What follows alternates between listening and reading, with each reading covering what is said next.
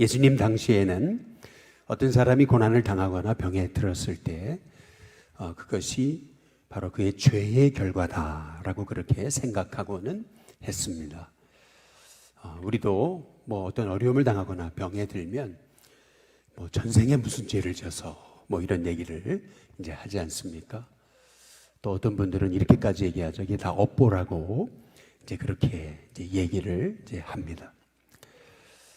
그러나 우리 예수님께서는 뜻밖의 말씀을 하시는 거죠. 제자들이 한 길거리에 구걸하던 맹인을 바라보면서 아예 단정을 짓습니다. 이 사람이 날 때부터 맹인 된 게 그 사람의 죄입니까? 아니면 부모의 죄입니까? 당시의 사람들의 그 마음에는 누군가 병들었으면, 누군가 고난을 당한다면은 그것이 그 사람이나 그 부모의 죄다, 이렇게 여기고 있었음을 알 수가 있는 거죠. 심지어는 예수님을 따랐던 제자들마저도 길거리에서 구걸하던 이 맹인을 향해서 저 사람이 이렇게 태어난 것이 바로 부모의 죄입니까? 저 사람의 죄입니까? 라고 이렇게 묻고 있다라고 하는 것이 굉장히 우리에게는 충격이죠. 그런데 예수님이 대답하십니다. 우리 3절 함께 같이 좀 읽어보실까요? 3절입니다. 함께 있습니다. 예수께서 대답하시되 이 사람이나 그 부모의 죄로 인한 것이 아니라 그에게서 하나님이 하시는 일을 나타내고자 하심이라. 예수님은 뜻밖에도 이 사람이 맹인으로 난 것은 하나님이 그를 통해서 하나님의 일을 하시고자 하십니다 라고 그렇게 말씀하시는 것을 볼 수가 있습니다. 물론 우리가 고난당하고 또 병에 드는 그런 원인 중에 하나는 때로는 우리의 불순종 때문일 수도 있는 거죠. 예를 들면은 요나 같은 경우 불순종해서 풍랑을 만나 고래에게 잡혀 먹히는 거죠. 뿐만 아니라 이스라엘 백성들의 불순종으로 그들은 멸망하게 되는 것을 볼 수가 있습니다. 어떤 고난이나 또 죄의 그 원인이 우리의 불순종 때문이다. 고난이나 어떤 어려움 당하는 그러한 이유가 우리의 불순종 때문일 수도 이제 있습니다. 그러나 우리가 요셉의 경우를 이제 보시다시피 그가 노예로 끌려간 것, 거기에는 우리가 다 해석할 수 없는 하나님의 오묘하신 섭리가 있으셨던 거죠. 그가 감옥의 죄수로 그가 끌려갔던 것도 하나님이 이스라엘을 살리시고 또 애굽 백성을 살리시려는 하나님의 숨겨진 섭리와 계획이 있으셨던 거죠. 따라서 우리는 어떤 사람이 고난을 당하거나 또한 우리가 고난을 당할 때 그게 다 업보다, 전생에 무슨 죄가 있어가지고 죄의 결과다, 우리가 단정 짓는다는 것은 그것은 어찌 보면은 인간의 어리석은 판단이 될 수 이제 있는 거죠. 그래서 비트겐슈타인이라고 하는 분은 이런 얘기를 했어요. 말할 수 없는 것은 말하지 않은 채 놓아두는 겸손이 필요하다, 이런 얘기를 했어요. 말할 수 없는 것, 그걸 다 말하려고 그러지 말고 그냥 놔두는 그러한 겸손이 필요하다라고 그렇게 이제 얘기하게 된 거죠.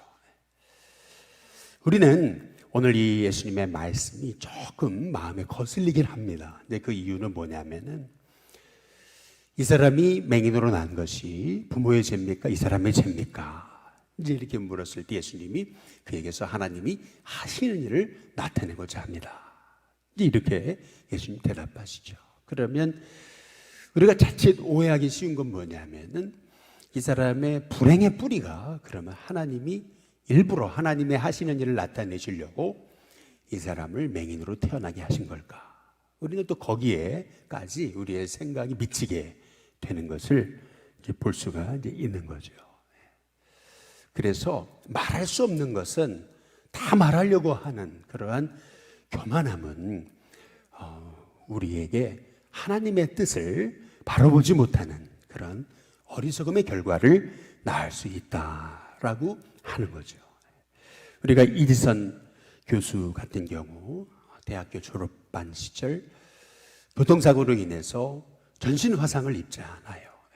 그래서 그것이 그 인생의 큰 고난이었지만 오히려 그 고난을 통해서 이 시대에 참 절망하는 우리 청년들에게 귀한 소망의 아이콘으로 이제 쓰임받고 있는 거 아니겠어요? 우리가 고난을 다 이해할 수가 없어요. 그런데 하나님의 하시는 일을 나타내시려고 일부러 그에게 교통사고를 내셨다. 여기까지 가면은 그러면 이것도 하나님의 그 오묘하신 섭리를 우리가 다 일부러 말하려다가 오히려 더 큰 오류에 이제 빠지게 되는 거죠. 그래서 다 말할 수 없는 것, 이해할 수 없는 것은 우리가 말하지 않은 채로 놔두는 겸손이 우리에게 필요하다는 겁니다. 닉 부이치치라고 두 팔과 두 다리가 없이 태어난 그런 장애인이 있잖아요. 몇 번 이거 죽으려고 그랬는데 죽을 수도 없고, 그러나 오늘 요한복음 9장의 말씀을 보다가 왜 이 사람이 이렇게 태어났습니까? 부모의 죄입니까? 그 사람의 죄입니까? 이게 내 인생의 큰 장애가 고통인 줄 알았는데 하나님이 이 사람을 통해서 하나님의 하실 일을 나타내고자 하십니다. 이제 그 말씀을 보다가 이 닉 부이치치는 하나님의 음성을 깨닫는 거죠. 내가 이렇게 두 팔 두 다리가 없이 태어난 것도 하나님이 나를 통해서 하실 일이 있으신가 보다.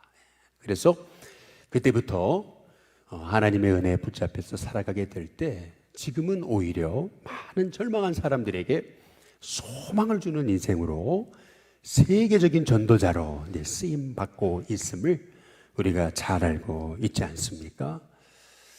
참 우리 오늘 예수님의 말씀을 통해서 우리도 우리 인생의 고난을 다 해석할 수는 없어요. 그러나 그럼에도 불구하고 하나님은 내 고난을 통해서도 하나님이 하실 일이 있다라고 하는 것을 믿으면서 바로 이렇게 이 사람이 태어난 것이 하나님이 하실 일을 나타내고자 하십니다.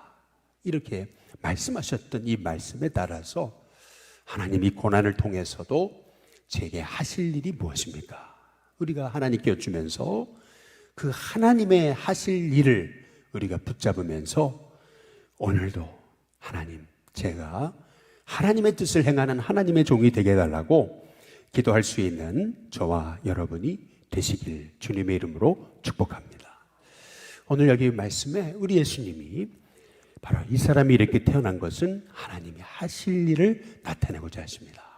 이제 그러면서 예수님이 주셨던 말씀 중에 이 4절을 한번 보시면은 우리가 붙들어야 될 너무나 중요한 말씀이 있습니다. 그것은 뭐냐면 한번 같이 한번 읽어보시죠.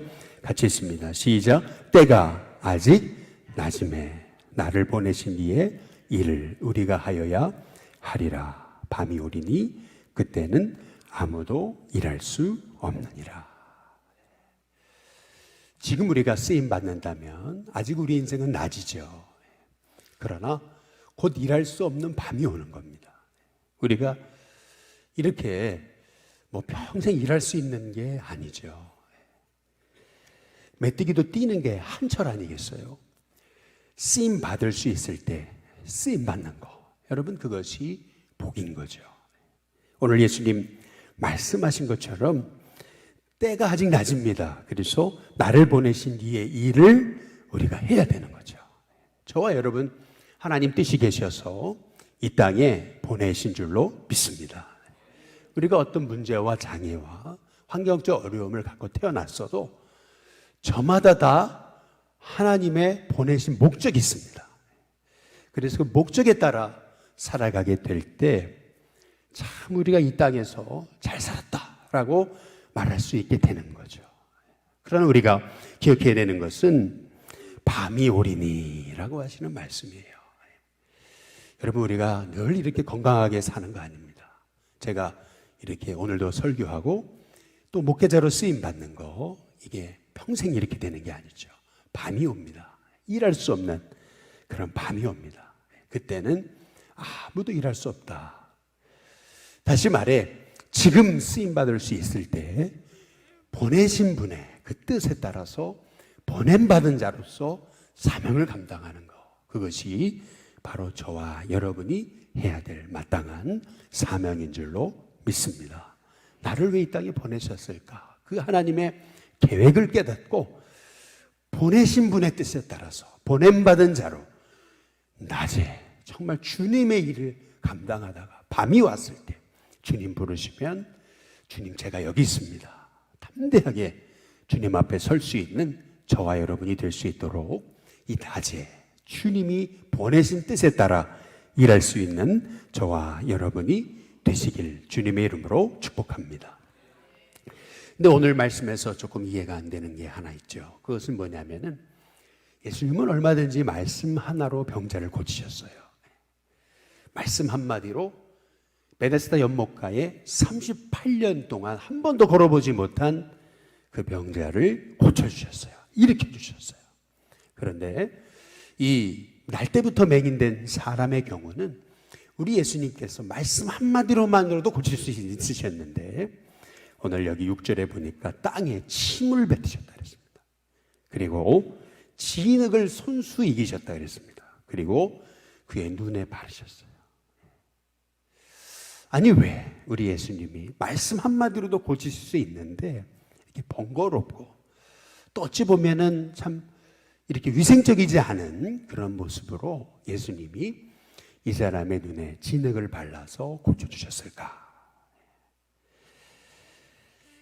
여러분, 실은요, 오늘 이 말씀을 통해서 우리가 보게 되는 것은 이것이 위생적이냐, 위생적이지 않느냐라고 하는 우리가 판단을 하기보다는 여기서 이 날때부터 맹인된 사람의 눈을 우리 주님이 만져주셨음을 오늘 성경이 우리에게 말씀하고 계시다라고 하는 것입니다.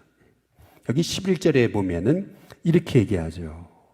그 사람이 뭐라고 대답하냐면은 예수라는 그분이 진흙을 이겨 내 눈에 바르고 이렇게 말씀하고 있거든요. 내 눈에 주님이 직접 손으로 나를 만져주실 때 내 눈이 실로암 못에 가서 씻으라 하신 말씀대로 씻을 때 내가 보게 됐다. 이제 이렇게 말하고 있는 것을 볼 수가 있는 거거든요. 아마도 이 맹인은 주님이 그의 손으로 이 맹인의 눈을 어루만져 주실 때 주님의 사랑을 강하게 체험하고 느끼지 않았을까라고 하는 것입니다. 이 주님의 이 맹인을 만져주신 손길이 바로 사랑이고 이게 어찌 본다면 친밀하신 터치를 통해서 그의 마음에 예수님과 그 사람 사이에 신뢰감을 창조하신 것이 아닌가라고 하는 그러한 생각을 갖게 되는 거죠. 칼렐 지브란이라고 하는 분이 쓴 첫사랑에 관하여라고 하는 그런 글이 있습니다. 이제 이 첫사랑에 관해서 칼렐 지브란은 이렇게 표현을 하고 있어요. 생명의 나뭇가지 끝에 핀 첫 꽃망울이다. 이제 이렇게 얘기합니다. 생명의 나뭇가지 끝에 핀 첫 꽃망울이다. 다시 말해서 예수님의 그 손이 맹인의 눈을 만지실 때 그것은 그 첫 그 키스의 감격일 것이었다라고 하는 얘기죠. 그 사랑, 주님의 사랑을 이 맹인이 깨닫게 되면서 그가 실로암에 가서 그의 눈을 씻는 것은 바로 그 사랑을 확인하는 그러한 과정이었을 것이라고 하는 거죠.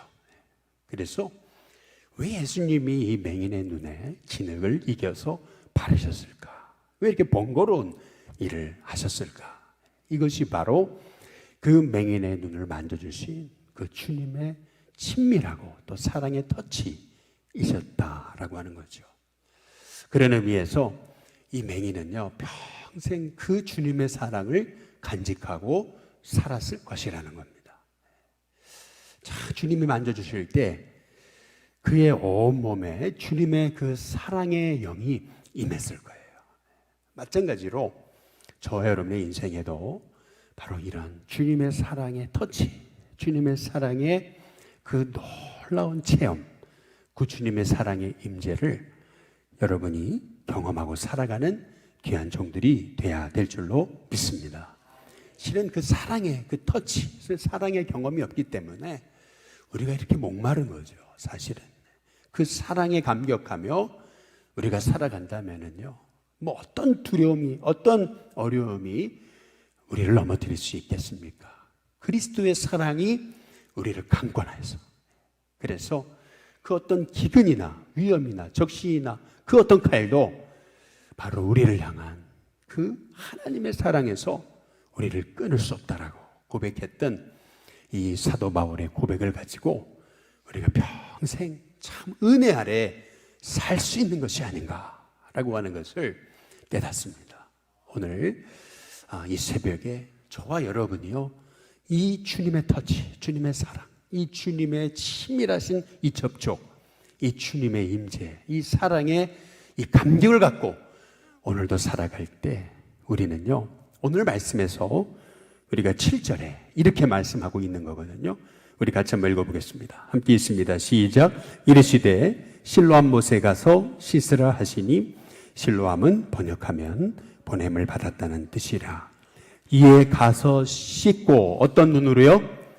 밝은 눈으로 왔더라. 주님의 사랑에 감격하며 사는 사람은 어두운 눈을 가질 수가 없습니다. 삐뚤어진 눈을 가질 수 없습니다. 주님의 사랑에 감격하며 살아가는 사람은 그 사랑이 가슴에 충만하기 때문에 이 세상을 밝은 눈을 갖고 살 수밖에 없는 거죠. 결국에는 신앙도 그렇고 인생도 그렇고 어떤 문제도 그렇고 핵심은 시선입니다. 어떤 눈으로 바라보는가. 바른 눈, 밝은 눈, 주님의 사랑의 눈을 갖고 바라보게 될 때 우리는 여기 날 때부터 맹인된 사람처럼 거린으로 태어나고, 그리고 맹인으로 태어나고, 그리고 그 어려움 가운데 태어났어도 우리 주님의 복음의 증거자로 주님 부르신 이 낮의 기간 동안 정말 마음껏 쓰임받는 하나님의 종들이 되게 될 줄로 믿습니다. 오늘 이 새벽에 하나님 제게 그 주님의 사랑의 감격으로 충만하여 살게 해달라고, 이 주님이 부르신 이 낮 동안 허송세월하지 않고 오직 주의 영광을 위해서 살아가는 하나님의 종이 되게 해달라고 기도할 수 있는 저와 여러분이 되시길 주님의 이름으로 축복합니다. 오늘 시간 같이 우리 선포하겠습니다. 함께 오른손을 들어서 함께 선포하겠습니다. 예수님은 내 인생의 빛이다. 예수님 안에서 어둠은 물러간다. 우울증과 조울증도 예수님과 함께 고칠 수 있다. 나의 불행은 죄가 아니다. 불행도 예수님 안에서 하나님의 일로 바뀐다. 한 번 더요. 예수님은 내 인생의 빛이다. 예수님 안에서 어둠은 물러간다. 우울증과 조울증도 예수님과 함께 고칠 수 있다. 나의 불행은 죄가 아니다. 불행도 예수님 안에서 하나님의 일로 바뀐다. 마지막으로요. 예수님은 내 인생의 빛이다. 예수님 안에서 어둠은 물러간다. 우울증과 조울증도 예수님과 함께 고칠 수 있다. 나의 불행은 죄가 아니다. 불행도 예수님 안에서 하나님의 일로 바뀐다. 할렐루야. 이 고백을 갖고 승리하는 저와 여러분이 됐으면 좋겠습니다.